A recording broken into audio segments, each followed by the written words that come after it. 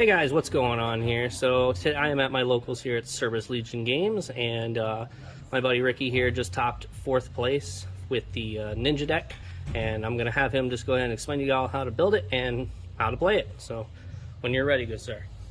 Alright, so off the start you have your standard Ninja Grandmaster Hanzo. On normal summon he lets you get a spell card, special summon he lets you get a ninja, so you can use him either way. He is mainly your starter. And like, what's usually the line here? Like, what do you usually search off the bat? So it depends on your hand. If you get him with nothing else in hand, you can summon him and you can get Dancing Leaves. Okay.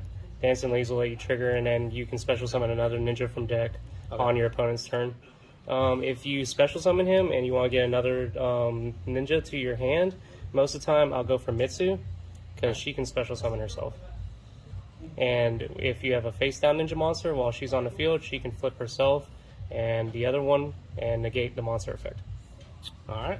Next we have the all-star of the day is 2 Geo. So most people play Geo at 1. You can recur him a lot, but say for instance if you're playing against Cash and the first Geo gets banished, it's really hard to get him back. But if he's in the graveyard, you can most of the time recur him. But on summon he can flip 2 monsters face down, and they cannot change their position. It's like a floodgate trap hole. And then if you flip another ninja monster while he's on the field, he can pop a card on the opponent's field. Next you have 3 Tabari. He is awesome because if you have him and say Hanzo in hand, you can ditch him to the graveyard and special summon Hanzo.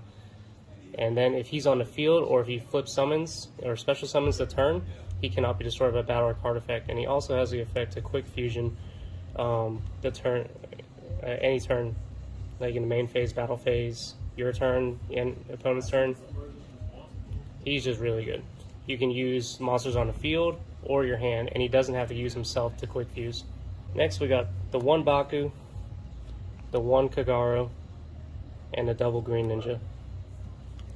So Baku, you never want to see in your hand. If you get him to your hand other than drawing it, you can special summon him. And then he has another effect where you can bounce a spell trap continuous card on your field back to your hand. So it's a garnet, essentially. Kagero is really good for recursion of Geo. So if you special summon Kagero, or normal summon him, you can special summon a monster from the graveyard, or 1 ninja from the graveyard, and that'll trigger Geo.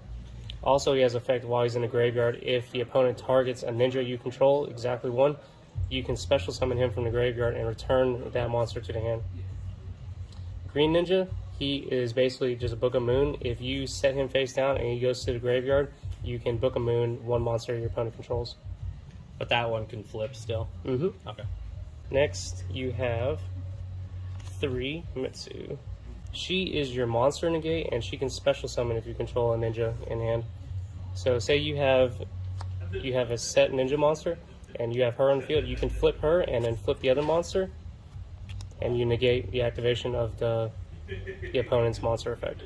Next we'll go on to spells. So we got the 1 Rhoda, 1 Duster. You got the field spell, Tenchi Kame, which is really good. I never got to see it today, though. Is it searchable, or you just run the 1? You can search it off of Hanzo, but you never really need it. It's situational. Okay. If you draw it in your hand, that's when you want to get it. It kind of comes in clutch if you draw it, but you don't need it. Yeah, you don't need it. Its effect is if you inflict damage, and it's not once per turn, to your opponent, you can pop a card in the field. Okay. So that works well with Maizen, how you can inflict direct damage. Gotcha. You got the Instant Fusion. My spice I play is Terror of the Hidden City. So Terror doesn't allow your opponent to target your face down cards, and then once they flip face up, they get 1500 attack and defense, and it's a continuous card. And your deck revolves around being face down defense. So. Yeah. So I think it's really good. I only got to use it once today, but one time I used it, it was good. Yeah. For draw power, we got 3 Pot of Prosperity. Pot of Prosperity is probably the best card in this deck for it, because this deck, if you don't have the card you need and you dig with Prosperity, you'll find it. A lot of 1-card stars in the deck, so you'll find something. 2 Iron Digger. So this card is really good because if you use it with the trap card, Ninjutsu or Dancing Leaves, You can equip it to your opponent's monster and make them a ninja. You give them 500 attack, but you can also activate it to banish a ninja from your graveyard and pop a card in their field. And then since you made your opponent's monster a ninja, you can activate Dancing Leaves on their turn, tribute their ninja monster that you just equipped this to, and then special out, say, Geo, and then flip the other 2 monsters they have on the field face down. I was playing 3 Book of Moon, but I decided 2. Most people play 3 books and 3 Eclipse. I don't like Eclipse because it can get ashed. And not to mention, if you don't clear your opponent's board, they're just drawing at the end phase. Yeah, I don't like giving the opponent like 5 cards for them to draw. So Book of Moon is good. Someone tried to imperm me today, and I Book of Moon my own Hanzo. So my Hanzo went through while I booked it. Strong. And then, my opinion, the best card in the deck is the Ninjutsu Arts of Notebook Mystery. So this card lets you, if your opponent controls any card, it's not good turn 1, but turn 2, if they control any card, you can get a ninja monster, spell, or trap from your deck or your graveyard and set it to the field. It's a quick play spell too, so you can respond to anything. So if they get more monsters in the field, you can quick play, get Geo from the graveyard, and you can get, say, another Dancing Leaves, or you get Hanzo from the deck, and Hanzo will get you another ninja to your hand, and you just plus off of that. There's just a lot of routes to take here. Yep. Notebook Mystery has a second effect. If it's sent to the graveyard, which it never happens, you can target a monster on the field and change it to face down defense position. So it's like we have a Book of Moon at home, essentially. Yeah, so if this gets dusted while they have something on the field, I can change it to face down. Gotcha. But you would much rather just get its original effect off. Yep. Oh, and I forgot the last 3 monsters were Ash Blossom. Ash Blossom just hits everything. Branded, Kashtira, Strongest hand trap in the game right now. Labyrinth. It just hits everything. It's too good not to play. On to the traps. You got the best traps are Ninjutsu Arts of Dancing Leaves. So with this deck, you really want to be more reactive than shotgunning it. So if they target something on your field, like a monster on your field, or if they swing for battle, you can activate this and target the ninja that they're targeting, and then summon out another ninja from the deck. Most of the time, it's Geo. I'm noticing a pattern here. Yeah. Most of the time it's Geo because you just want to floodgate trap hole their whole field face down. It's not really good into fusion decks because they can still fuse with the face down monsters, but you can't link face down monsters, you can't synchro with them, you can tribute them, but other than that, it's good. This card has another effect. Once on your turn, you can target this card and you can add it back to your hand, or one continuous spell. But the stipulation is that if your opponent destroyed this card because it's continuous, the monster that you summoned with it gets destroyed too.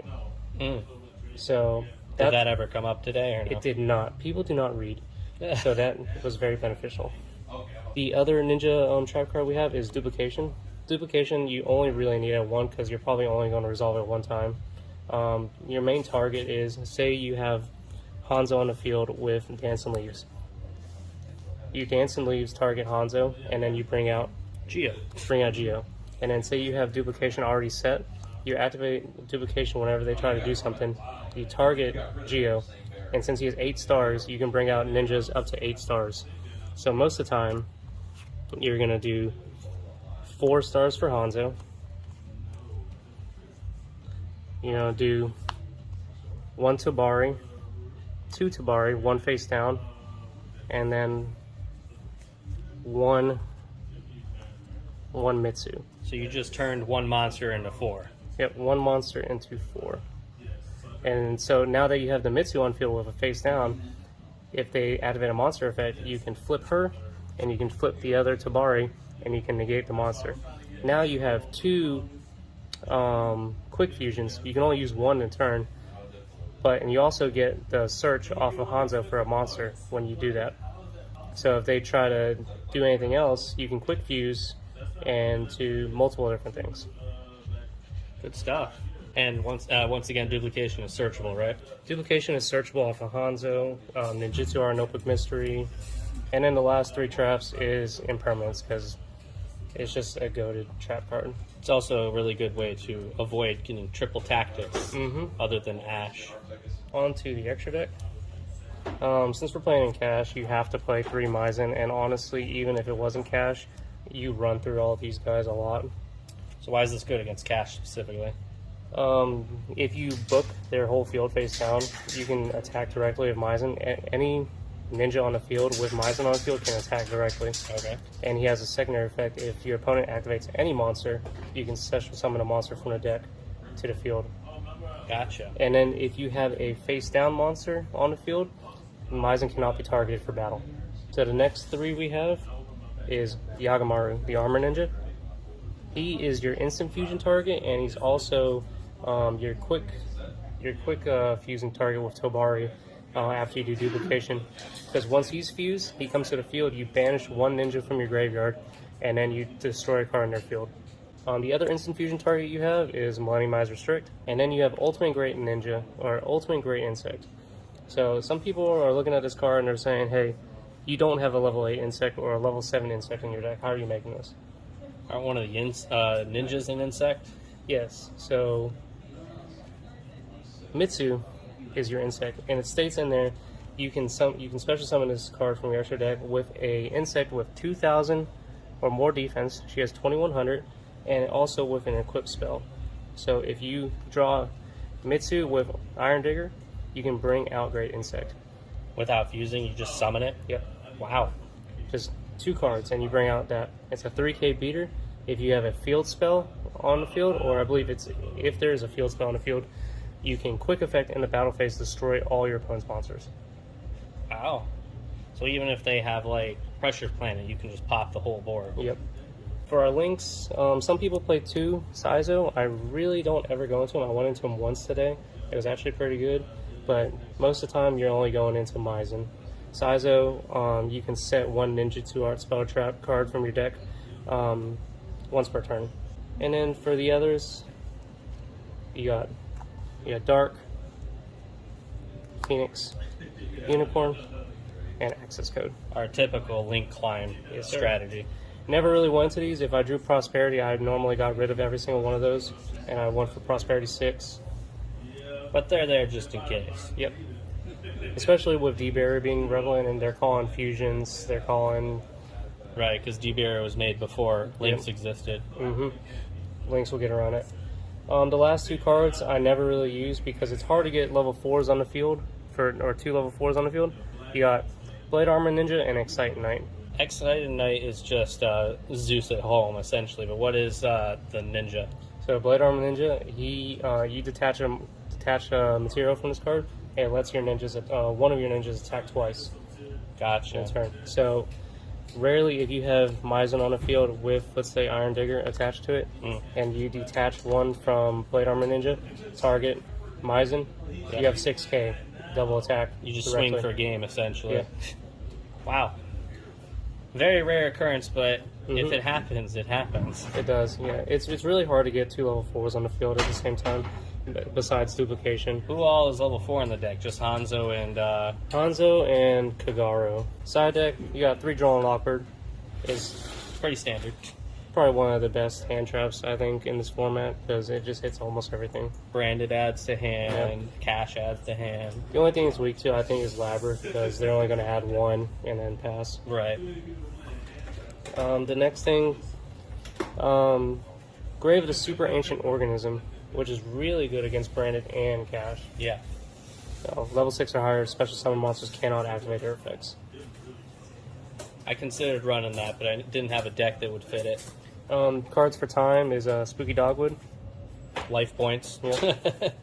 Wish I used that today. Back row hate. We got Lightning Storm. It's also a punish to anyone who's playing only attack. Yep. If you're on end your turn on attack, now you deserve it. Then we got triple evenly match. Best board wipe in the game. I was maining this, but didn't really need it. Understandable. And then the last card, just a fun card. I resolved it yesterday. It was a Mirror Force. You have a flex spot in your side deck. I love that. But that's it. All right, so approximately the core, at least, obviously not the staples, but how much would you say the core, give or take, costs? Oh, this deck, easily under $100. It's very cheap. Very price effective, and like I said, he got fourth today out of, what was it, like 12, 15 people? 2 wins, 1 draw, 1 loss to Brandon in time. Gotcha. Yeah, no. I personally played against this deck today. It's very strong. And as he said, if you're looking for a cost-effective deck, this is where to go. What's really going to run you is those staples, especially the Pot of Prosperity. But Prosperity is not needed, but it helps out a lot. Gotcha. Well, I want to thank you, Ricky, for showing us your deck. And thank you, everybody, for watching. Leave a like, subscribe, and turn that bell on for notifications. And I'll see you all in the next one. Bye.